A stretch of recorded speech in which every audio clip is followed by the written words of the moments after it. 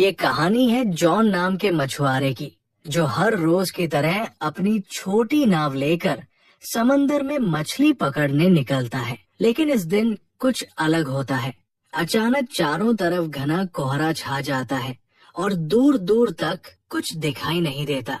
John रास्ता भटक जाता है और इधर उधर भटकते भटकते उसे एक सुनसान नाव नजर आती है। जिज्ञासावश वो अपनी नाव उस नाव से बांधता है और अंदर जाकर देखने का फैसला करता है। जैसे ही वो उस नाव के भीतर जाता है, उसके होश उड़ जाते हैं। पूरी नाव खाली थी, न कोई इंसान, न कोई आवाज, बस रहस्यमयी सन्नाटा। जॉन जब उस रहस्यमयी नाव में गया तो सब कुछ बिल्कुल सामान्य लगा। खाना ताजा था, कपड़े करीने से रखे थे और हर जगह इंसानी मौजूदगी के संकेत थे। लेकिन वहाँ कोई था नहीं।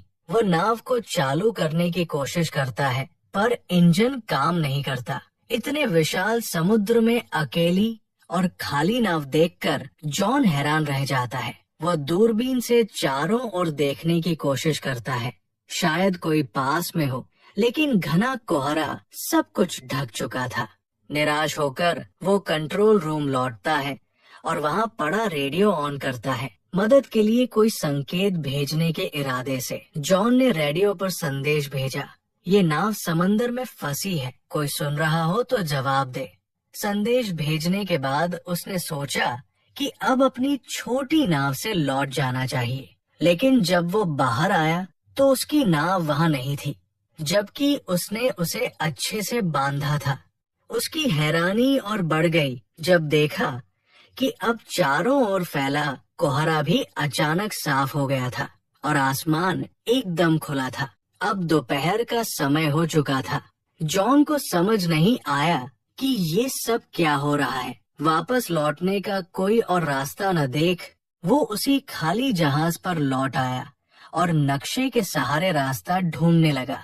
जॉन अब ये समझने की कोशिश करता है कि वो आखिर है कहाँ और अपने घर कैसे लौट सकता है। परेशानी ये थी कि उस रहस्यमयी नाव का इंजन खराब था।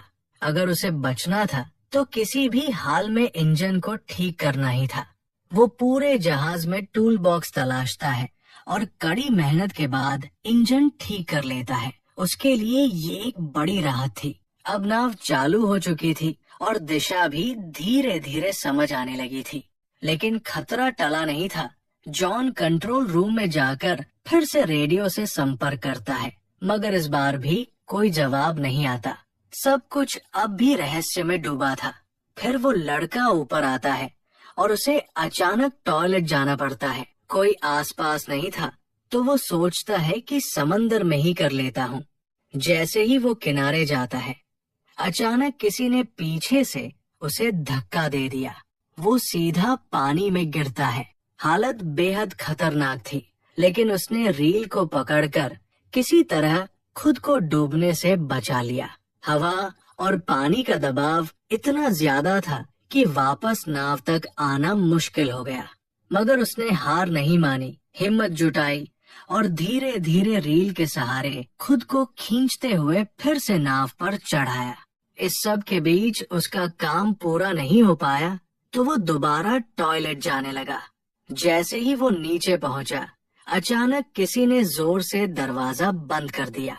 जॉन ने पहले इसे हवा का असर समझा और ध्यान नहीं दिया, लेकिन जब बाहर निकलने की कोशिश की तो देखा कि दरवाजा अंदर से बंद हो चुका है।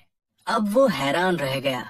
उसने दरवाजा खोलने की हर कोशिश की, यहाँ तक कि जेब से एक सिक्का निकालकर ताले में फंसाकर भी खोलने की कोशिश की, मगर सब बेकार गया। अब उसे लगने लगा कि इस जहाज पर वो अकेला नहीं है, कोई है जो उसे परेशान कर रहा है, जो दिखता नहीं लेकिन हर वक्त मौजूद है। उसे लगने लगा जैसे कोई उसके साथ बेरहमी से खेल रहा हो। वो जोर से चिल्लाया, कृपया जो भी हो दरवाजा खोल दो, मैं कोई चोर नहीं, बस देखने आया हूँ। लेकिन कोई जवाब नहीं आया। अब उसे समझ आ गया कि मदद की उम्मीद बेकार है।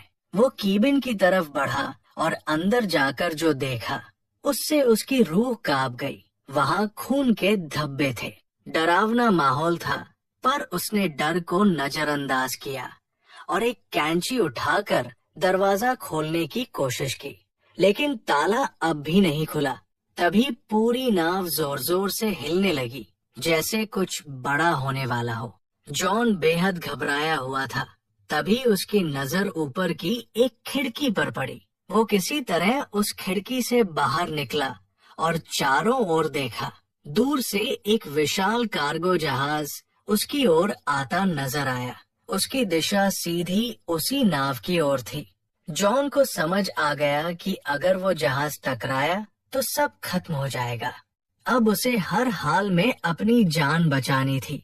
उसने सिग्नल देने का सोचा, लेकिन उसके पास कुछ था नहीं।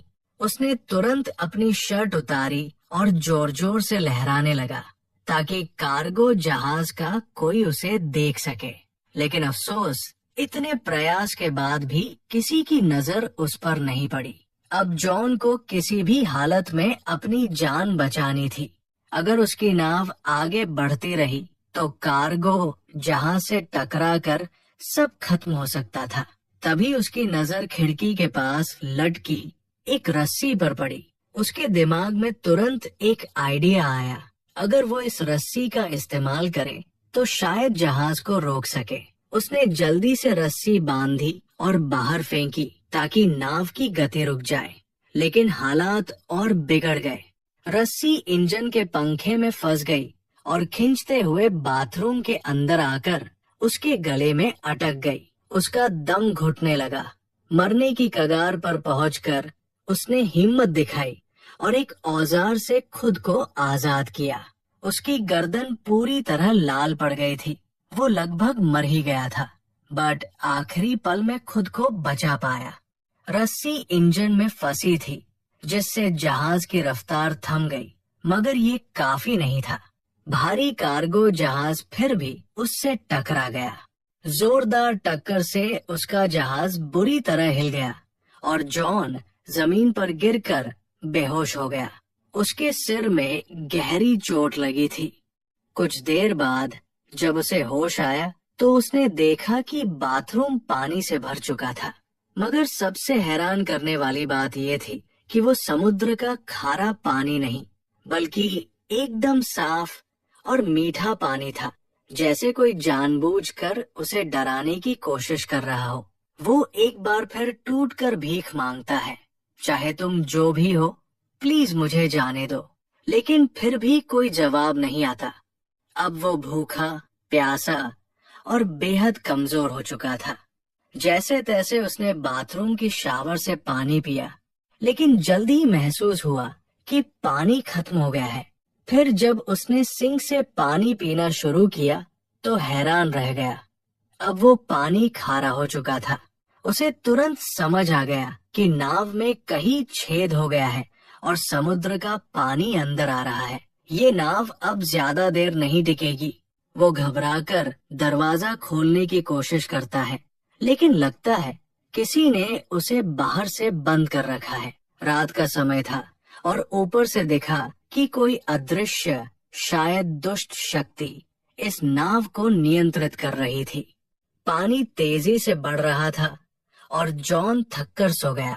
रात में समंदर में भयानक तूफान आया, जिससे नाव बुरी तरह टूट गई और जॉन भी गंभीर रूप से घायल हो गया।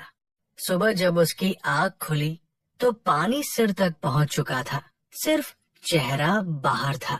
अब उसे लगने लगा कि बस कुछ ही पल बचे हैं। तभी अचानक कहीं से क्लिक की हल्की आवाज सुनाई दी, जैसे कुछ खुला हो। जैसे ही जॉन ने हैंडल घुमाया, दरवाजा जोर की आवाज के साथ खुल गया। पानी का दबाव इतना ज्यादा था कि दरवाजा टूटकर नीचे गिर पड़ा और इसी तरह वो बाहर निकलने में कामयाब हुआ।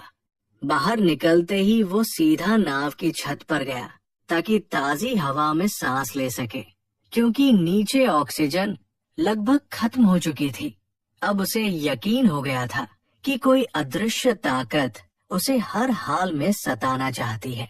वो शारीरिक और मानसिक रूप से टूट चुका था और नीचे की तरफ पानी लगातार भरता जा रहा था। उसे समझ आ गया कि अब नाव कभी भी डूब सकती है। जॉन ने तय कर लिया था अब वो इस जहाज पर नहीं रुकेगा। तभी उसे एक आइडिया आया। उसने जहाज से एयर बैग्स निकाले और टूटे हुए बाथरूम के दरवाजे को इस्तेमाल करके एक छोटा राफ्ट बना लिया। उसने सब कुछ मजबूती से बांधा ताकि राफ्ट टिक सके, लेकिन राफ्ट चलाने के लिए उसे कुछ और जरूरी सामान भी चाहिए था। उसने जहाज से खाना, पानी और जरूरी औजार जमा किए और खुद को पूरी तरह तैयार किया। फिर बिना पीछे देखे वो जहाज से उतर गया और राफ्ट पर सवार होकर धीरे धीरे समंदर में आगे बढ़ने लगा। वो राफ्ट पर था और उसके सामने वही बड़ी नाव अब भी खड़ी थी। कई घंटे गुजर गए, लेकिन न तो वो ज्यादा दूर जा पाया और न ही वो नाव डूबी, जिसे वो समझ रहा था कि 5 से 10 मिनट में डूब जाएगी। वो अब भी उसी हालत में थी। तभी उसके दिमाग में एक आइडिया आया। अगर ये नाव अभी तक नहीं डूबी तो क्यों न इसके रिसाव को ठीक कर लिया जाए। अगर ऐसा हो गया तो वो इस मजबूत नाव से आराम से सफर कर सकता है। ये सोचकर वो वापस नाव के पास गया। सबसे पहले उसने रिसाव को ठीक किया, फिर पाइप और औजारों से एक पंप तैयार किया ताकि पानी बाहर निकाला जा सके। उसने जो पंप बनाया था उसकी मदद से नाव में भरा समुद्र का पानी धीरे धीरे बाहर निकल गया। रिसाव ठीक करने और पानी हटाने के बाद उसने जहाज की बाकी दिक्कतें भी ठीक कर दी।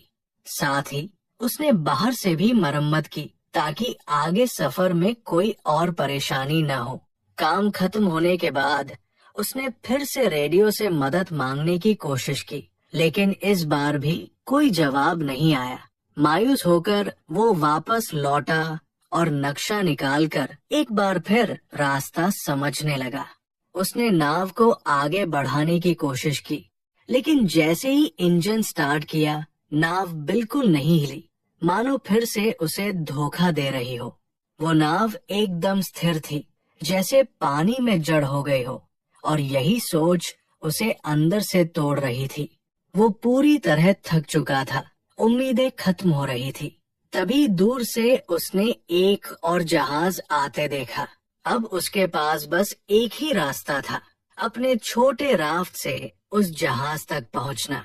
वो तुरंत राफ्ट पर चढ़ा और तेजी से उस जहाज की ओर बढ़ा, लेकिन तभी वो जहाज अचानक हिलने लगा और जॉन की तरफ तेजी से बढ़ने लगा, जैसे किसी ने उसे जानबूझकर उसकी ओर भेजा हो। जॉन ने अपनी रफ्तार बढ़ाई, लेकिन वो विशाल जहाज और भी तेज हो गया, और ठीक इससे पहले कि वो जहाज उसे टकराता, जॉन ने आखिरी कोशिश की और अपने बोट से कूदकर उस दूसरी नाव तक तैरने का फैसला किया जो दूर जाती दिख रही थी। लेकिन जब तक वो वहां पहुंचा वो नाव गायब हो चुकी थी। तभी उसे एहसास हुआ कि इस रहस्यमयी नाव पर कोई बुरी ताकत है जो उसे कहीं जाने नहीं दे रही। उसने सोच लिया था कि चाहे जान चली जाए वो इस नाव पर वापस नहीं जाएगा। लेकिन शाम तक पानी में तैरते तैरते ठंड बढ़ने लगी। नीचे डॉल्फिन्स तैर रही थी, पर पानी का तापमान बहुत गिर चुका था। ठंड सहन न हो पाने पर मजबूरी में वो फिर उसी नाव पर लौट आया। वो इतना थक और बीमार हो चुका था कि कुछ सोच पाने की हालत में नहीं था। बस चुपचाप एक कंबल ओढ़कर कमरे में सो गया। सुबह जब उसकी आँख खुली तो उसने फिर से इस जहाज से निकलने का फैसला किया, लेकिन अब एक और झटका मिला। कमरे का दरवाजा बंद था। वो घबरा गया और धीरे धीरे मानसिक रूप से टूटने लगा। उसे कुछ समझ नहीं आ रहा था कि आखिर ये सब उसके साथ क्यों हो रहा है। तभी उसकी नजर कमरे में मौजूद एक छोटी सी केबिन पर पड़ी। उसने जैसे ही उसे खोला, ऊपर की ओर एक रास्ता नजर आया, एक वेंटिलेशन जिससे बाहर निकला जा सकता था। वो उस केबिन में घुस गया जो एक तंग स्टोरेज एरिया था। हर बार जब वो स्टोरेज एरिया से ऊपर चढ़ने की कोशिश करता, फिसलकर नीचे गिर जाता। गिरने से उसे कई चोटें भी आई, मगर उसने हार नहीं मानी। बार बार गिरते हुए आखिरकार वो फिर से ऊपर पहुंचा और उस वेंट की खिड़की को खोलने की कोशिश की, लेकिन वो टस से मस नहीं हुई। ऐसा लग रहा था जैसे उसे जानबूझकर सील कर दिया गया हो। अब वहाँ की ऑक्सीजन भी तेजी से खत्म हो रही थी। सांस लेना मुश्किल हो रहा था। नीचे का दरवाजा भी बंद था। वो वापस कमरे में नहीं जा पा रहा था। उसे लगने लगा कि अब यही उसका आखिरी समय है। लेकिन तभी उसने फिर से वही क्लिक की रहस्यमयी आवाज सुनी। जैसे ही केबिन की खिड़की क्लिक की आवाज के साथ खुली, जॉन बिना समय गवाए बाहर निकल आया। ताजी हवा ने उसे थोड़ी राहत दी। बाहर आकर उसने देखा कि नाव एक छोटे से द्वीप की ओर बढ़ रही थी। ये देखकर उसके मन में उम्मीद जगी कि शायद अब वो इस डरावनी नाव से हमेशा के लिए आजाद हो जाएगा। जैसे ही नाव किनारे पहुंची, वो फौरन उतर गया। उसे लगा कि इस द्वीप पर जरूर कोई है जो इस सब का जिम्मेदार है। गुस्से में उसने एक डंडा उठाया और द्वीप की तलाश शुरू की, लेकिन जल्द ही हैरान रह गया। पूरे द्वीप पर इंसान का कोई भी निशान नहीं था। अब जॉन फिर से गुस्से और डर से भर गया था। जैसे ही वो उस द्वीप से बाहर निकला, एक नया दृश्य उसकी आंखों के सामने आया। वही रहस्यमयी नाव जो उसे यहाँ लाई थी, अब शांत समंदर में आगे बढ़ रही थी, जैसे किसी और शिकार की तलाश में हो। ये देखकर जॉन को पूरी तरह यकीन हो गया कि ये नाव और ये द्वीप किसी बुरी ताकत के अधीन है। उसे अब हर हाल में यहाँ से निकलना था। उसकी जिंदगी अब भी बाकी थी। वो खोजबीन करता हुआ द्वीप की सबसे ऊंची चोटी पर पहुंचा और वहां से उसने दूर एक और द्वीप देखा, लेकिन वो इतना दूर था कि वहां क्या हो रहा है ये वो देख नहीं पाया। जैसे जैसे जॉन द्वीप पर घूमता रहा, वो धीरे धीरे पीछे की ओर आ गया, लेकिन जब वो वहां पहुंचा तो उसकी आंखें फटी की फटी रह गई। ये वही जगह थी जहां से उसकी यात्रा की शुरुआत हुई थी। सब कुछ वैसा ही था। वही उसकी पुरानी नाव ठीक उसी जगह बंधी हुई और वही लोग, जैसे कुछ बदला ही ना हो। पूरा माहौल पहले जैसा था, जैसे कुछ हुआ ही नहीं। जॉन एकटक सब देख रहा था। उसे यकीन नहीं हो रहा था कि ये सब एक बुरे सपने जैसा लगने वाला अनुभव असल में उसके साथ घटा था। लेकिन अब सवाल उठता था, उसकी नाव वहां दोबारा कैसे पहुंची और इस द्वीप की सच्चाई क्या थी? जॉन जब द्वीप के पीछे पहुंचा तो हैरान रह गया। वही जगह, वही नाव, वही लोग, जैसे कुछ भी नहीं बदला। उसे यकीन नहीं हो रहा था कि ये सब असल था या कोई बुरा सपना, मगर जो कुछ उसने झेला वो सच्चाई थी।